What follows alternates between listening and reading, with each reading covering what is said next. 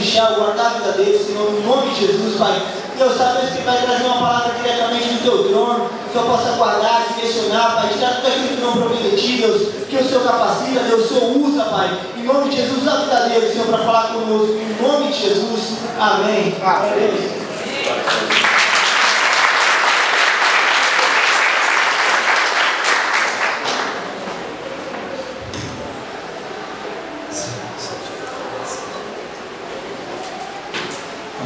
Graças a Deus, amém? Amém. Como o Juninho falou, o pastor, de manhã ele estava ministrando aqui, aí ele me chamou até aqui à mesa e falou assim, ó, eu vou pregar lá em São Vicente, e eu escolhi o irmão Edmilson para pregar, mas o irmão Edmilson não veio, então é você mesmo. Eu falei, amém. Uma vez eu falei para ele, falei, pastor, eu estou nessa igreja e eu posso falar, estou junto com o senhor, porque daí vier. E essa é uma forma de dizer para ele, pastor, eu estou junto contigo, né? Porque não adianta na hora que ele mais precisar de mim, eu falar assim, não, pastor, hoje eu não posso, eu não consigo. Realmente, é algo que a gente não pode, que a gente não consegue. Mas nós estamos aqui por Deus. E o que vai surtir efeito não sou eu, é a palavra de Deus que está sendo ministrada nas nossas vidas, amém? Amém. Como eu conheço o pastor Mesquita, eu sempre deixo algo preparado, assim, mais ou menos no jeito para ministrar. Eu falo para os meus discípulos de célula, né? Gente, anda sempre preparado, fica sempre preparado, porque o pastor a qualquer momento pode chamar vocês, ou eu mesmo na célula. E eu tinha algo mais ou menos preparado para falar, só que o nosso Deus ele é maravilhoso, né? Ele troca tudo em cima da hora. Eu queria falar sobre o reino de Deus, mas ele colocou algo no meu coração que não tem nada a ver com o reino de Deus assim. Tentei, mas não era aquilo que eu queria ministrar, porque eu já tinha um esboço, algo preparado. E o Senhor ele tocou no meu coração para trazer uma mensagem essa noite, que é uma mensagem que muitas vezes eu tive um conflito, porque eu achava que era a mensagem que não deveria ser pregada na igreja, porque não há necessidade, que é promessa. Eu vejo muitas igrejas, todo mundo falando e pregando sobre promessa, e promessa, e promessa. Só que eu, como cristão, eu já sei das minhas promessas, eu já conheço, a Bíblia me fala isso. Então era algo que eu achava que não tinha necessidade de ser pregado na igreja, promessa. Porque se eu perguntar para vocês, quem tem promessa aqui? Amém. Todo mundo tem promessa. Todos nós temos uma promessa de Deus, ou várias promessas, mas às vezes no nosso decorrer, no nosso caminhar, às vezes nós esquecemos das nossas promessas, ou às vezes a gente não dá tanta importância como deveria dar às promessas que Deus faz nas nossas vidas. E uma das coisas é que entra um pouco em conflito comigo sobre promessa, porque eu lembro logo de Eliseu. Eliseu ele era discípulo de Elias e ele tinha uma promessa sobre a vida dele. Elias, quando ele foi arrebatado, Eliseu recebeu a capa de Elias e Elias tinha feito 7 milagres e Eliseu ele tinha recebido uma porção dobrada de Elias. Então, se era uma porção dobrada, ele teria que fazer 14 milagres. E é interessante que ele faz 13 milagres e morre.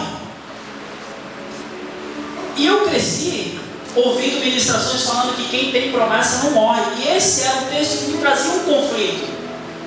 Pô, mas ele tinha promessa e morreu. Não se cumpriu. E eu achava que aquilo... Não, mas por quê? E eu ouvia muita gente pregar e falar assim, quem tem promessa não morre, quem tem promessa não morre. E eu ficava aqui no meu coração, pô, mas Eliseu morreu, ele só fez 13, faltava um. Só que eu, lendo a Bíblia, abre o seu Bíblia aí, 2 Reis,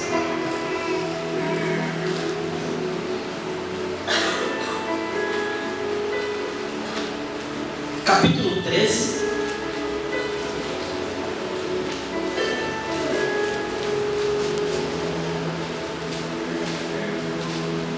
É um texto, 2 Reis, capítulo 13, que ele trazia alguns conflitos para mim também, em relação, porque nós ouvimos muito alguns pregadores falando que crente não fica doente, né? 2 Reis, capítulo 13, versículo 14, a minha Bíblia diz assim: e Eliseu estava doente da sua doença. Só que muitos pregadores falam que crente não fica doente. Só que se a gente não ficar doente, como que a Bíblia vai se cumprir? Porque a Bíblia diz que do pó nós viemos e por pó nós voltaremos. E uma das formas de morrer, como Eliseu morreu, é ficando doente. Eu ouvi essa semana muitos questionamentos sobre o acidente do candidato à presidência da República, porque um dos pilotos era cristão. E eu ouvi algumas pessoas: mas como que Deus permitiu que aquele avião caísse e o cara era cristão e não sei o quê? Eu falei: gente, do pó nós viemos, do pó nós voltaremos. Só que a Bíblia não diz de que forma nós voltaremos. Ele voltou daquela forma, outros voltam de outras formas, mas a Bíblia se cumpriu, e eu acredito que ele está na glória. Só que as pessoas querem que as coisas aconteçam do jeito que as pessoas querem, e não do jeito que Deus quer. Mas quem manda, querido, ainda é Deus. Amém? Vamos lá. 2 Reis, capítulo 13, versículo 14, diz assim: e Eliseu estava doente da sua doença, de que morreu. E Jeoás, rei de Israel, desceu a ele e chorou sobre o seu rosto e disse: meu pai, carros de Israel e seus cavaleiros. Eu só quero ler esse texto porque a Bíblia diz que Eliseu ele morreu antes de se cumprir a promessa que ele tinha de fazer os 14 milagres. E eu quero te dizer uma coisa: que mesmo quando nós morremos, o nosso Deus ainda cumpre a promessa dele. No mesmo texto, no capítulo 13, no versículo 20, diz assim: depois morreu Eliseu e o sepultaram. Ora, as tropas dos moabitas invadiam a terra à entrada do ano. Versículo 21. E sucedeu que, enterrando eles um homem, eis que viram um bando e lançaram o homem na sepultura de Eliseu. E caindo o homem sobre a sua sepultura, sobre os seus ossos, sobre os ossos de Eliseu, ele reviveu e se levantou sobre os seus pés. Aleluia! Estava cumprida a promessa de Deus na vida de Eliseu, mesmo ele estando morto. E eu sempre achei que esse tema promessa era algo que não... nós como cristãos sabemos das nossas promessas, de tudo aquilo que Deus prometeu, de tudo aquilo que Jesus prometeu. E eu achava que isso assim tinha que ter, não precisava tanta coisa assim, mas precisa, porque às vezes nós como cristãos, no decorrer da nossa caminhada, nós às vezes esquecemos das promessas de Deus. Eu quero que você faça uma reflexão de quantas promessas você já recebeu e de quantas você esqueceu. Quantas você esqueceu? Mas eu quero te dizer uma coisa, querido: o mesmo Deus que fez a promessa é o Deus que Ele nunca esqueceu. Eu quero te dizer que hoje Ele vai te trazer à memória todas as promessas que Ele vai cumprir na tua vida, em nome de Jesus. Porque eu não gosto de pregar sobre promessa. Por mim eu pregaria qualquer outra coisa menos promessa, porque é algo que deixa a gente acomodado, porque nós sabemos que temos, mas não tomamos posse. Às vezes até desdenhamos um pouco. Eu tenho uma promessa, que é um pouco da ministração que eu vou ministrar aqui, do que eu vou falar um pouco da vida de um jovem, que ele tinha uma promessa na vida dele, mas ele estava numa zona de conforto, meio que desdenhando da promessa. E às vezes nós podemos perder a nossa promessa porque nós não acreditamos nela. Eu vejo tanta gente murmurar, crente murmurando que o ímpio está desfrutando de muitas coisas que era para nós cristãos desfrutarmos. Mas querido, então levanta do teu lugar e toma posse da tua promessa. Vai para cima, vai para o arrebento, vai buscar. Se você tem a promessa, só está faltando a tua atitude de buscar a tua promessa, de se posicionar e falar: ei, essa promessa é minha. Muitas promessas que os ímpios estão desfrutando são promessas para nós. E às vezes a nossa zona de conforto não deixa a gente lutar, porque no decorrer da caminhada nós vamos nos entristecendo, né? Acontece alguma coisa na igreja, já não querem mais. E todas aquelas promessas que Deus fez, aí nós esquecemos. Porque deixamos algumas situações tomar conta da nossa promessa. Eu quero te dizer uma coisa essa noite, querido. Deus, Ele vai te desafiar essa noite a trazer à memória todas as tuas promessas, todas as promessas que Ele fez para a tua vida, porque Ele vai cumprir todas elas em nome de Jesus. Estava conversando com o irmão Antônio ali atrás. Eu estava falando para ele que há uns 11 anos atrás eu recebi uma promessa. Quem conhece o Bispo Caju aqui? Hoje é o Bispo Caju que sempre vem aqui na igreja, já veio algumas vezes aqui. Eu tive o privilégio de conhecer ele há 11 anos atrás. Ele ainda não era Bispo Caju, ele era pastor Edson Cajueiro. E um determinado culto ele veio na minha direção e ele falou assim: o Senhor te separou para pregar as boas novas do Evangelho. Foi a primeira promessa que realmente mexeu comigo. Meu coração começou a palpitar, as pernas começaram a tremer. Eu falei: meu Deus. Só que quando eu recebi essa promessa, até eu entender ela de verdade, levaram-se alguns anos.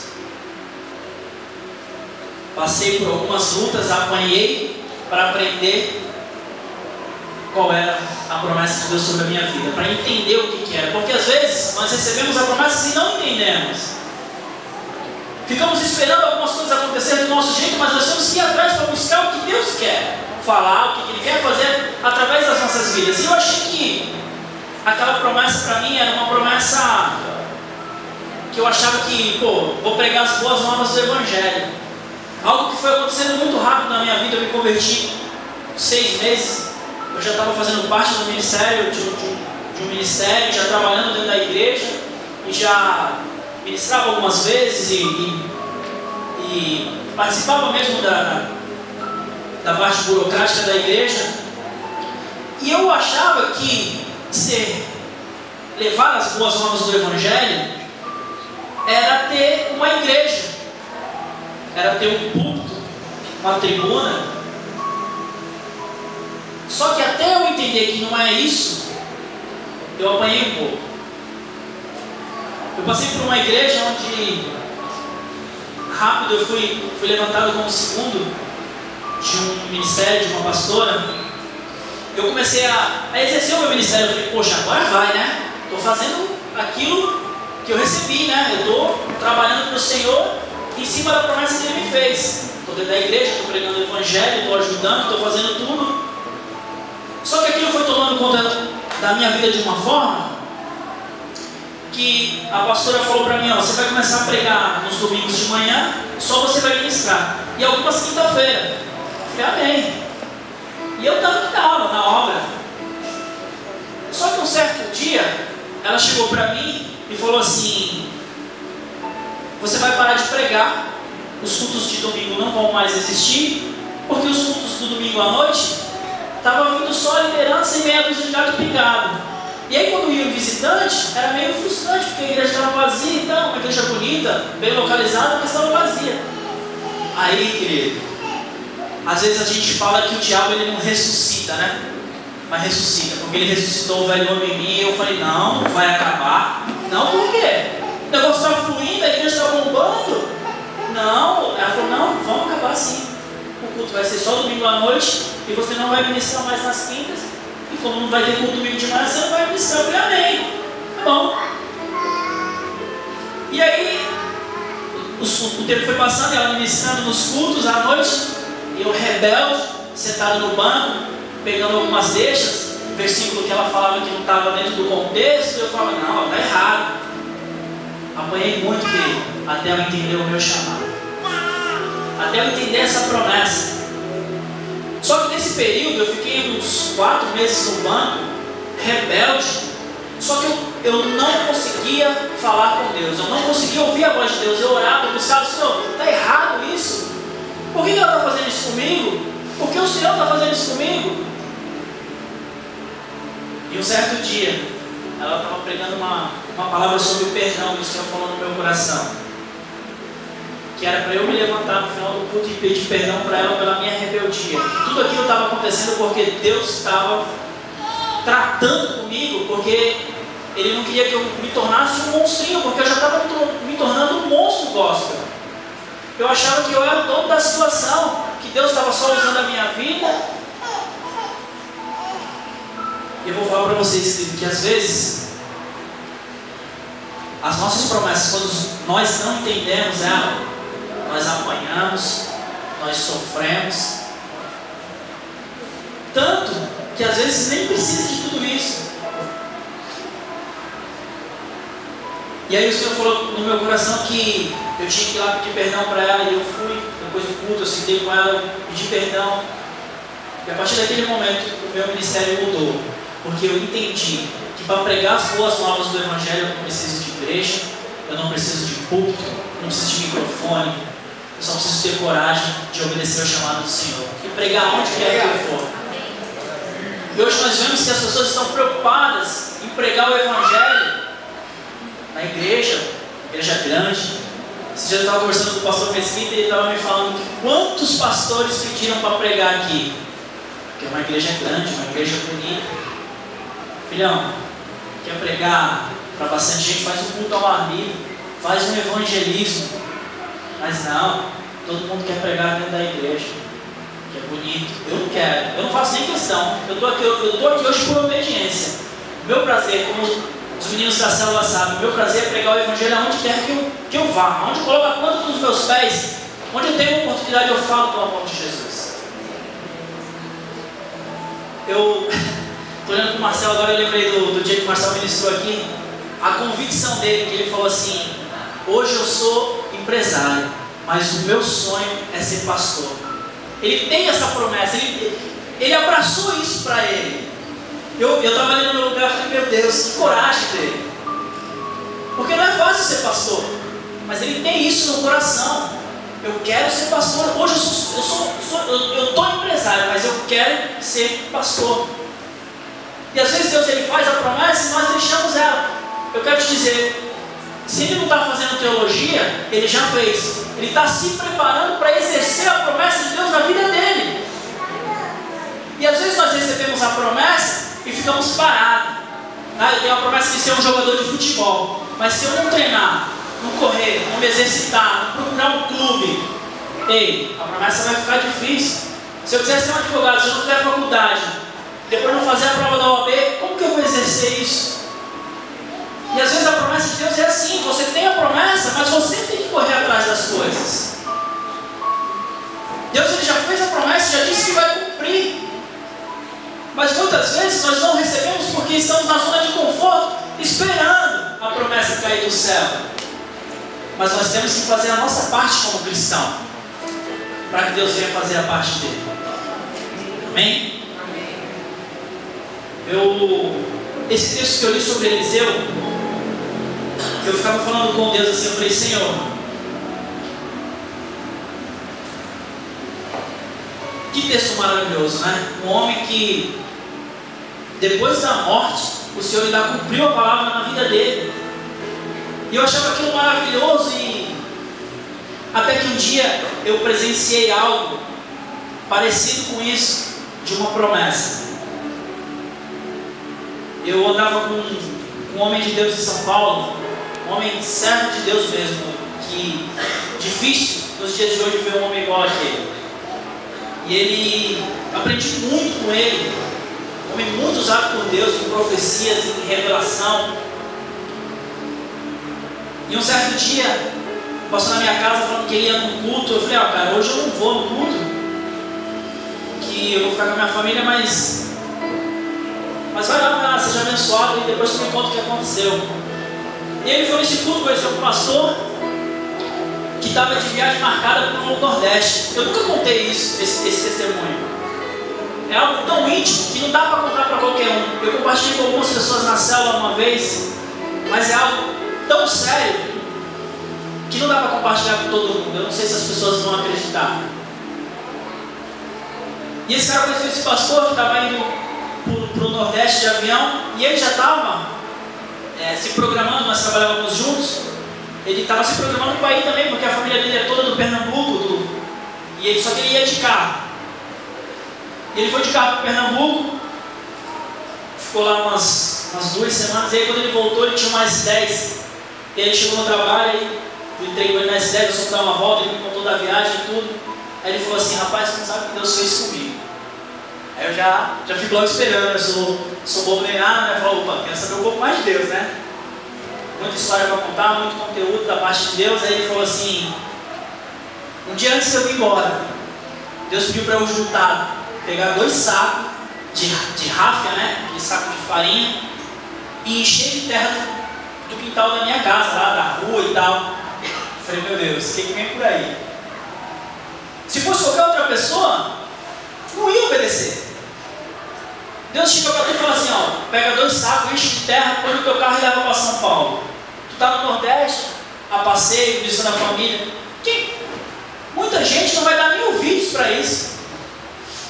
E ele fez isso, ele encheu os 2 sacos de terra, colocou atrás dos copos da S10 e veio para São Paulo. E eu olhava aquele saco lá, passaram-se 1 semana, 2 semanas, e os sacos atrás da S10. Falei: meu Deus, o que será isso?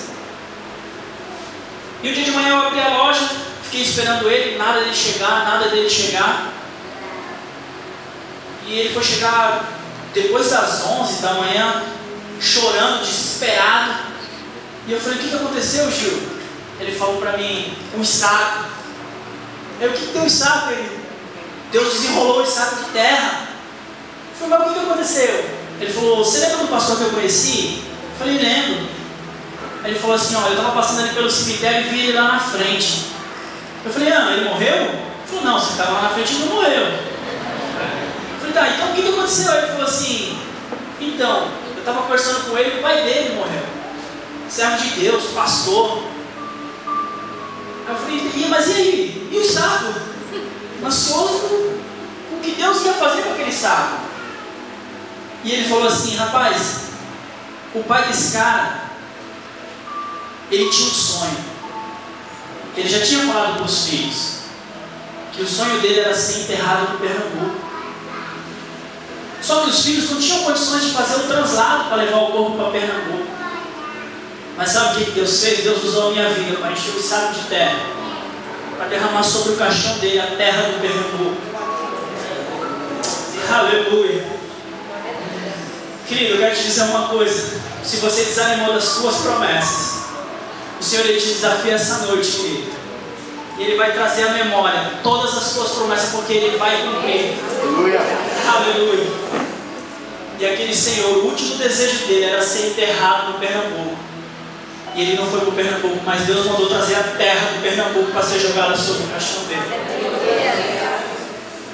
Isso é promessa, querido. É promessa de Deus. E o mesmo Deus que cumpriu essa promessa é o mesmo Deus que vai cumprir as promessas na tua vida e na minha vida. Agora eu vou começar a pregar para a tua Bíblia. Primeiro livro de Reis.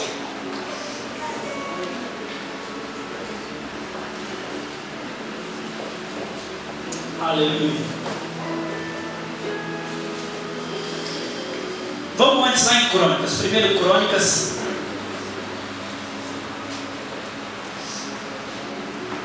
Capítulo 28.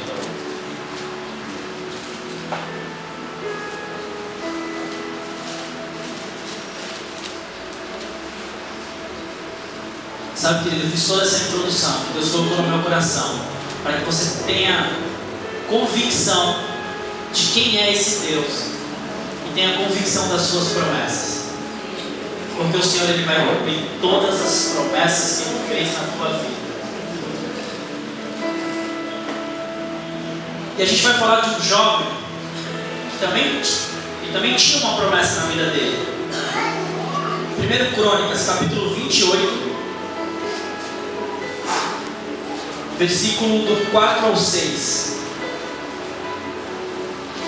Ele tinha uma promessa de Deus e uma promessa do pai dele. A promessa do pai dele a gente vai ver um pouquinho mais na frente, mas nós vamos ver a promessa de Deus sobre a vida dele. Primeiro livro de Crônicas, capítulo 28, versículo 4 diz assim: E o Senhor Deus de Israel escolheu-me de toda a casa de meu pai, para que eternamente fosse rei sobre Israel. Porque a Judá escolheu por príncipe, e a casa de meu pai na casa de Judá. E entre os filhos de meu pai se agradou de mim, para me fazer rei sobre todo Israel. Versículo 5. E todos os meus filhos, porque muitos filhos me deu o Senhor, escolheu ele um filho chamado Samuel, para se assentar no trono do rei, no trono do reino do Senhor sobre Israel. Amém? A gente vai falar um pouco sobre Salomão. Ele tinha uma promessa de ser rei depois de Davi, seu pai. Todo mundo às vezes fica pensando, pô, mas eu muitas vezes fiquei pensando, poxa, mas Salomão, né, filho do pecado de Davi com Batseba e tal. Querido, mas quando Deus ele faz uma promessa, tudo isso é quebrado. Quando Deus faz uma promessa, ele só está preocupado em cumprir. Salmo 89, se não me engano, no versículo 34, diz que ele não volta atrás com a sua palavra. E o pacto que ele faz, ele não volta atrás. Então, é esse Deus que cumpre as promessas. E Salomão, ele tinha essa promessa de ser rei. Só que interessante aqui, nós vamos ver depois algumas coisas lá na frente. Ele estava numa zona de conforto. Por quê? Recebeu a promessa, era o filho escolhido para ser rei. Eu fico imaginando ele depois dessa promessa feita por Deus, dita pelo seu pai, que já era rei. Eu fico imaginando ele deitado lá na sua cama, boa, bonita, com as pernas para cima, dizendo: eu tenho a marca da promessa. E lá deitadão, esperando, bonitão, porque ele já tinha a promessa. Só que às vezes, quando nós temos a promessa, nós temos que ir atrás dela, porque senão outras pessoas vão. Porque muita gente quer as promessas, as nossas promessas. E se nós não dermos valor a ela, nós vamos perder. E quase que esse jovem ele perde a promessa dele, porque ele estava meio que de perna pro ar, sem muito interesse na promessa. Nós vamos agora lá em 1 Reis, no capítulo 1, para nós entendermos a promessa de Salomão.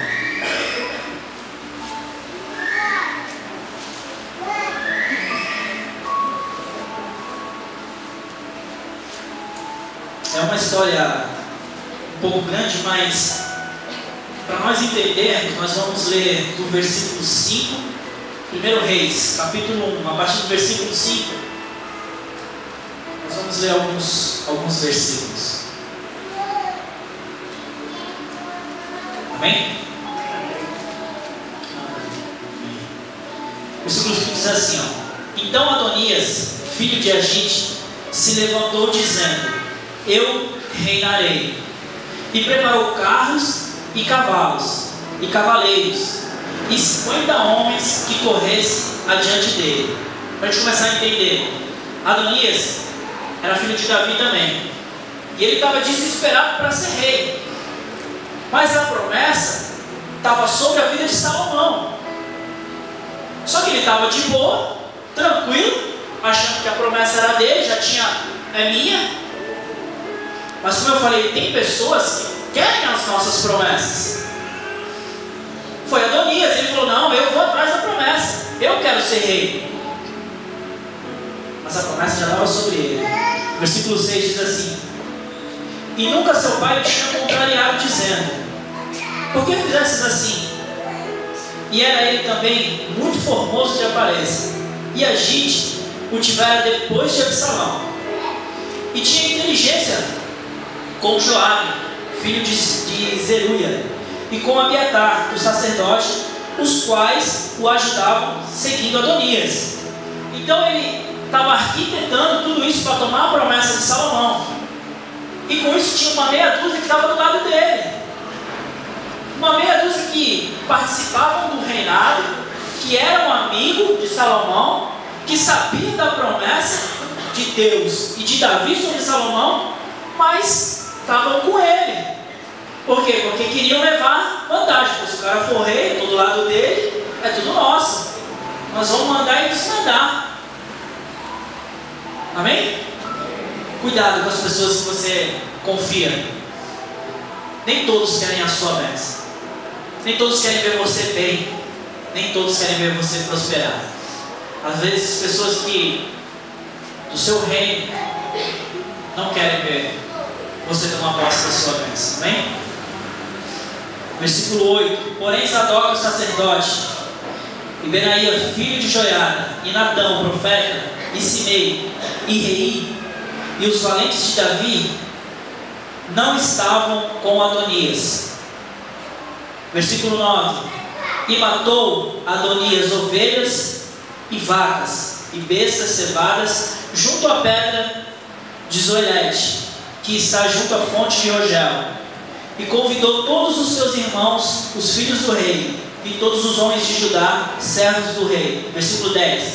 Porém a Natã, profeta, e Benaia, e os valentes, e Salomão, o seu irmão, não o convidou. Versículo 11. Então falou Natã a Batseba, mãe de Salomão, dizendo: não ouviste que Adonias, filho de Agite, reina, e que nosso senhor Davi não sabes? Então ali ele já tinha arquitetado tudo.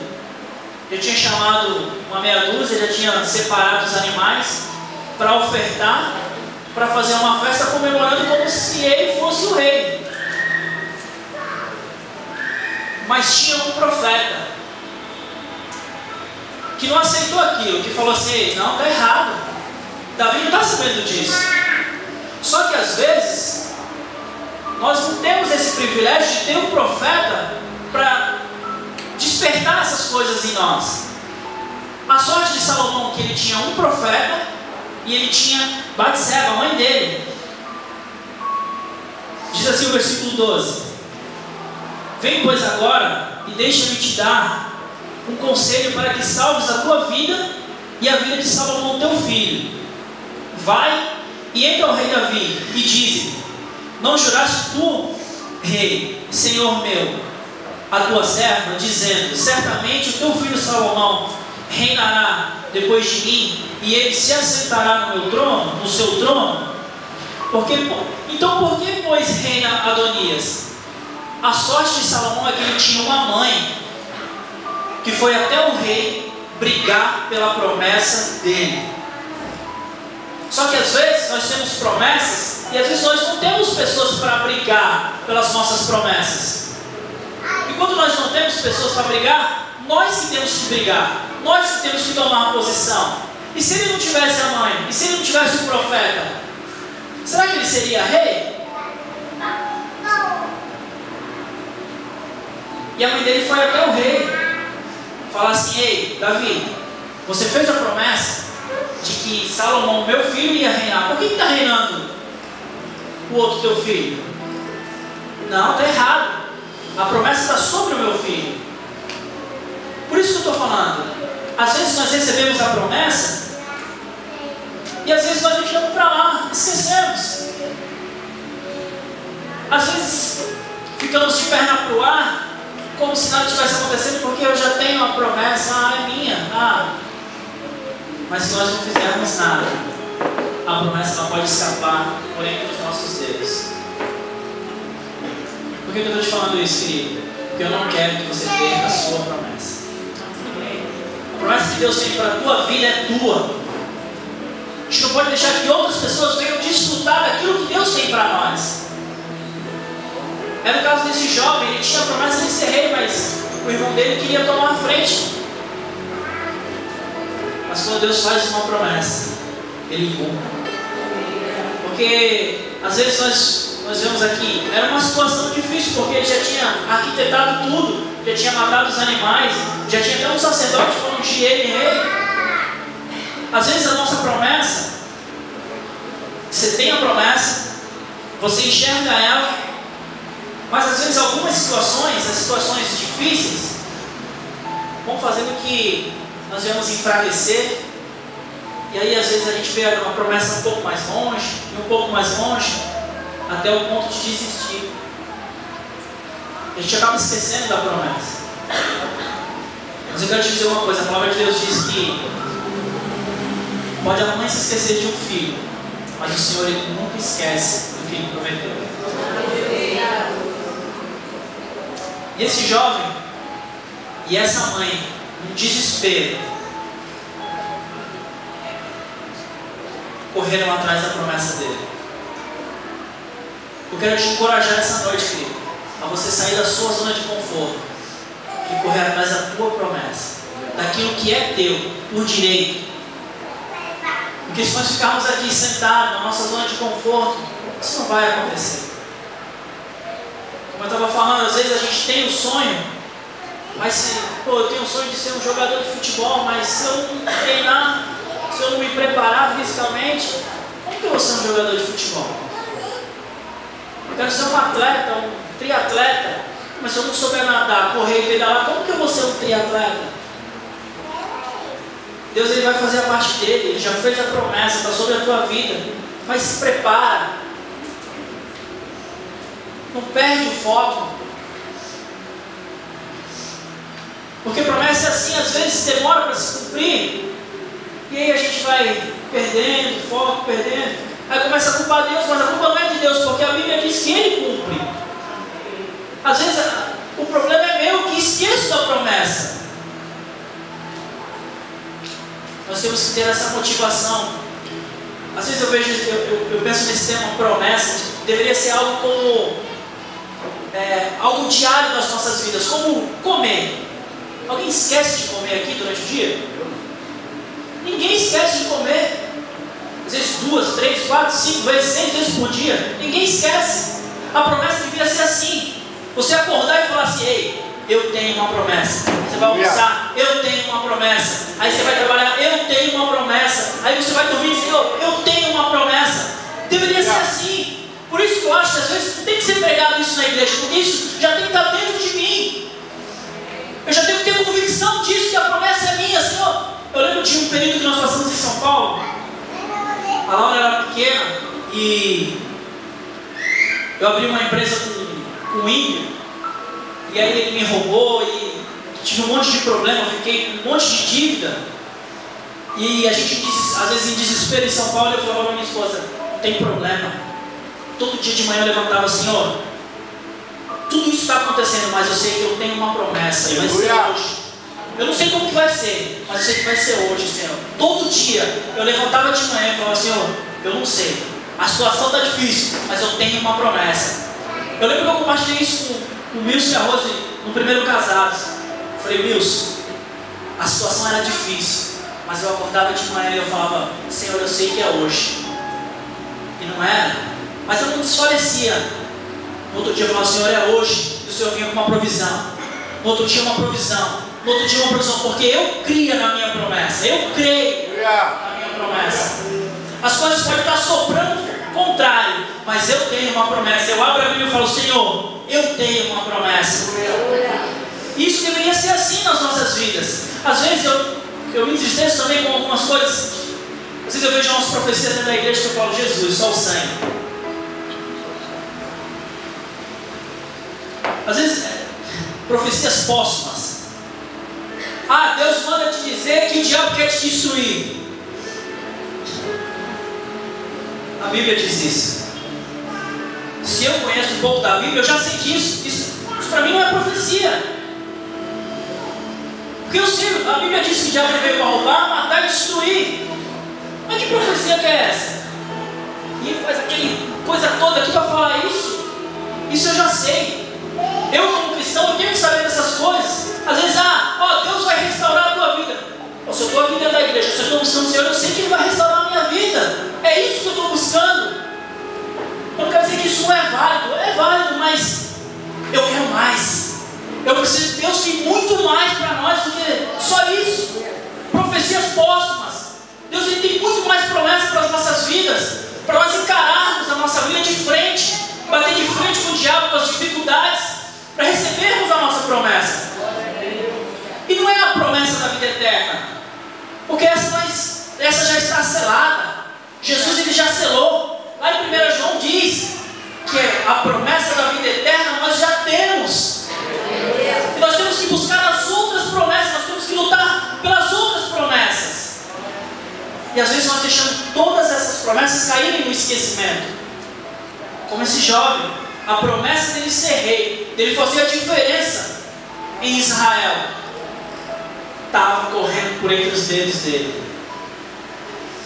Fazendo uma reflexão aqui, eu quero que você pense, quantas promessas você já tem? Eu lembro de muitas promessas que Deus me fez, que ainda não se cumpriram. Promessas de 5, 6 anos atrás, mas eu tenho uma convicção, aqui ó, que Ele vai cumprir. Eu tenho a convicção que todo dia de manhã, quando eu leio um texto que me traz à memória minhas promessas, eu falo, eita Senhor, Tu não cumpriu ainda, mas eu sei que Tu vai cumprir. Eu vivo assim. A palavra de Deus para mim é algo tão sério que eu me preocupava com a minha célula, do Senhor. A célula que o Senhor me colocou ali. Porque vem um visitante, vai embora. A gente chama outro, vai embora. Sempre nós mesmos ali. E aquela preocupação, Senhor, não vem vida para esse lugar. A gente não consegue ganhar ninguém. O pessoal vem, a gente fala, mas vai embora e não quer nada. E a culpa é minha. Aí eu jejuava, eu chegava, fiz uma campanha de chegar mais cedo para orar na célula, e orava em casa. Eu falava, meu Deus, o que está acontecendo? Aí Deus falou no meu coração, é porque você está preocupado em encher lugares. E Deus não está preocupado em encher lugares. Quem está preocupado em encher lugares são homens, pastores. Estão preocupados em encher cadeira. Pastores que estão preocupados em criar membros, ganhar membros. Sendo que Jesus ele diz assim, ide e fazei discípulos. Porque o membro hoje ele está aqui, amanhã ele não está. Ele está em outra igreja, em outro ministério, ou desviado. Mas discípulo não, quando você faz discípulo, ele vai andar contigo para sempre, querido. E aí, Deus falou isso no meu coração, eu falei, amém, Senhor. E eu posso ver o crescimento das pessoas da minha célula. Eu já falei para o Senhor, eu falei, Senhor, se Tu quiser me tirar daqui, pode tirar, porque eu sei que daqui sai, todo mundo está capacitado para multiplicar em outro lugar, porque eles estão sendo ministrados com a Tua palavra, Senhor. Porque às vezes nós estamos preocupados em encher igreja, bancos, membros, mas a palavra de Deus diz que nós temos que ir e fazer discípulos. E quantos pastores estão fazendo discípulos? Às vezes eu vejo alguns pastores cansados e estressados, mas muitas vezes, querido, pode observar, não é com a obra de Deus. Às vezes é com reforma de igreja, às vezes é abrindo outro templo, às vezes é fazendo outras coisas, mas não é com vidas, porque vidas não traz peso. E aí nós vemos pastores cansados, pastores estressados, pastores doentes, mas porque querem algo que não foi o que Jesus pediu. Jesus falou, ide e fazei discípulos. Não estou falando que a gente não tem que ganhar a vida para Jesus e colocar aqui dentro da igreja. Temos. Mas isso não é prioridade. A prioridade é fazer discípulo. Se essa pessoa não estiver aqui e continuar a vida dela lá fora com Jesus e for para o céu, é melhor do que ela estar aqui e ir para o inferno. Então nós precisamos entender as promessas, nós precisamos entender o que a palavra diz. Vamos voltar lá para o texto. Eu parei no versículo 13. Versículo 14 diz assim: eis que estando tu ainda falando com o rei, eu também entrarei depois de ti, e continuarei com as tuas palavras. Isso aqui era o profeta Natan falando para Batseba: vai lá e entra, começa a falar com Davi. Quando tu estiver falando, pode deixar que eu vou entrar lá e vou continuar falando. Nós vamos bater o pé porque isso está errado. A gente não pode correr o risco de esperar por alguém lutar pelas nossas promessas. Como eu disse, Salomão ele teve esse privilégio de ter Natan e Batseba para lutar pela promessa dele. Mas muitas vezes a gente olha para um lado, olha para o outro, nós não temos ninguém. Nós só temos o Senhor. E é nós mesmos que temos que lutar pelas nossas vidas.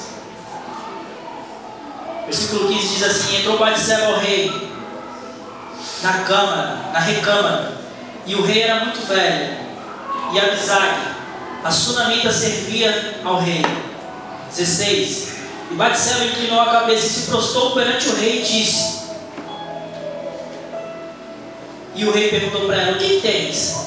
E ela disse: Senhor meu, tu jurastes a tua serva pelo Senhor, o teu Deus, dizendo que Salomão, o teu filho, reinará depois de mim, e ele se assentará no meu trono. E agora eis que Adonias reina.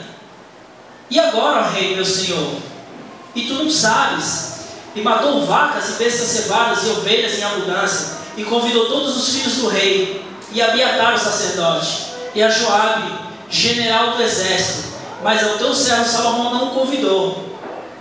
Porém, ó rei, meu senhor, os olhos de todo Israel estão sobre ti, para que declares quem se assentará sobre o teu trono, meu senhor, depois de ti.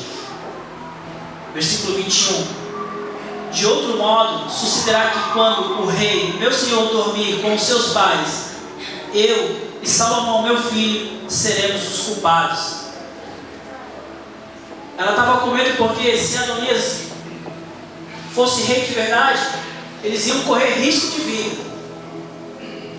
Porque Salomão era o filho do pecado de Davi com Batseba. A preocupação toda dela era também essa, porque se Adonias reinasse, com certeza ele ia mandar matar os dois. E ela se colocou na posição para falar com o rei. Vamos lá, versículo 22. Estando ela ainda falando com o rei, eis que entra o profeta Natã, e fizeram saber ao rei, dizendo: eis ali está o profeta Natã. E entrou à presença do rei, e se prostrou diante do rei, com o rosto em terra. E disse Natã: ó rei, meu senhor, disseste tu: Adonias reinará depois de mim, e ele se assentará sobre o seu trono? Porque hoje desceu e matou vacas e bestas e ovelhas em abundância, e convidou todos os filhos do rei e os capitães do exército, e Abiatar o sacerdote, e eis que estão comendo e bebendo perante ele, e dizendo: viva o rei Adonias. Olhando para esse texto, dá para acreditar que não tinha mais jeito, porque ele já tinha matado as vacas, eles já estavam comemorando o reinado, e já tinha uma meia dúzia gritando: ó rei, viva o rei Adonias. Às vezes nós nos sentimos assim, nós temos uma promessa, só que a situação ela nos pressiona de um jeito para que nós venhamos desistir. Nós vamos continuar. Versículo 26. Porém a mim, sendo eu teu servo, e Zadok, o sacerdote, Benaia, filho de Joiada, e Salomão, teu servo, não fomos convidados. Feito isso, da parte do rei, meu senhor, e não fizeste saber a teu servo quem se assentaria no trono do rei, meu senhor, depois de ti? E respondendo o rei, Davi disse: chamai-me a Batseba. E ela entrou à presença do rei, e estava em pé diante do rei. Versículo 29. Então jurou o rei e disse: vive o Senhor, o qual remiu a minha alma de toda a angústia, que como te jurei pelo Senhor, Deus de Israel, dizendo: certamente o teu filho reinará depois de mim, e se assentará no meu trono, em meu lugar, assim farei no dia de hoje. Amém? Quero te dizer uma coisa, querido. Deus, Ele fez a promessa, e Deus, Ele vai cumprir. Às vezes a situação está difícil, às vezes nós esquecemos um pouco, ou deixamos um pouco de lado, mas Deus, Ele não esqueceu. A palavra de Deus, ela não volta atrás. Se Ele fez uma promessa na tua vida, Ele vai cumprir. Por mais que a situação esteja difícil, por mais que nós não enxergamos mais a promessa, Mas eu quero te dizer uma coisa, hoje Ele vai te trazer à memória as promessas que Ele fez, porque Ele vai cumprir. E você vai desfrutar de tudo isso que Ele prometeu, como esse jovem. Porque ele tinha uma promessa e a situação era contrária, mas ele não desistiu. Na verdade, ele não, a sua mãe e o profeta. Eu quero dizer por isso, querido, você e eu temos que tomar a nossa posição. Nós não podemos deixar que outras pessoas tomem na nossa frente, porque o que dá a entender é que ele estava desinteressado. Ele ia ser rei, mas estou com a promessa. E aí? Não fique desinteressado das promessas de Deus. Se interesse, lute, brigue por ela, porque o Senhor vai cumprir todas elas em nome de Jesus. Amém? Queria chamar um louvor aqui. Queria que vocês ficassem de pé em nome de Jesus.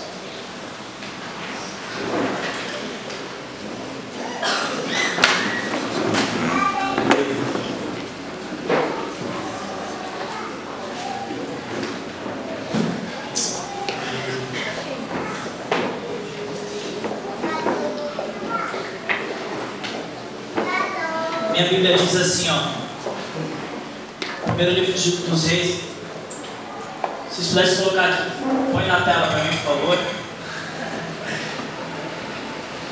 Primeiro livro de Reis, continuando o mesmo texto, capítulo 1, versículo 34.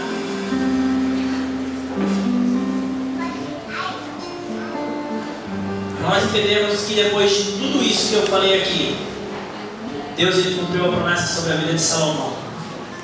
Tudo aquilo que o seu irmão tinha feito não adiantou de nada, porque o irmão dele não tinha a promessa de Deus. Quem tinha a promessa de Deus era ele. Eu quero te dizer uma coisa, queridos: quem tem a promessa de Deus é você. Amém.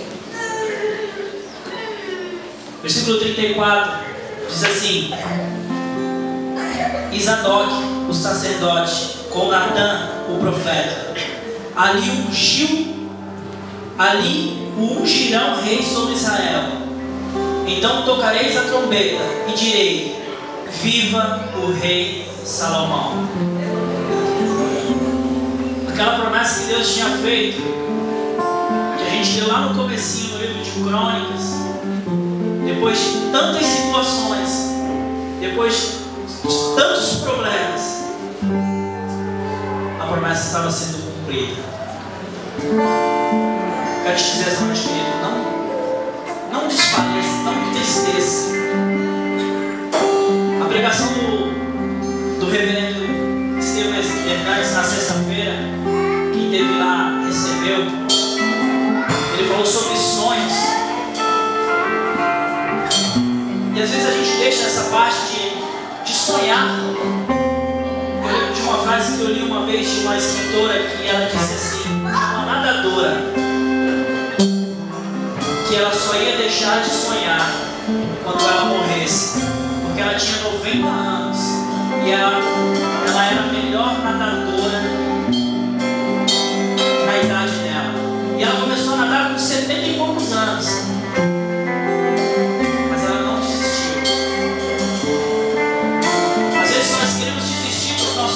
Nossas promessas, mas a Bíblia, naquele versículo que nós lemos, o Senhor cumpriu sobre a vida de Salomão. Versículo 35 diz assim: então subireis após ele, e virá, e assentará no meu trono, e ele reinará em meu lugar, porque tenho ordenado que ele seja guia sobre Israel e sobre Judá. Então Benaía, filho de Jeoiada, respondeu ao rei e disse: amém.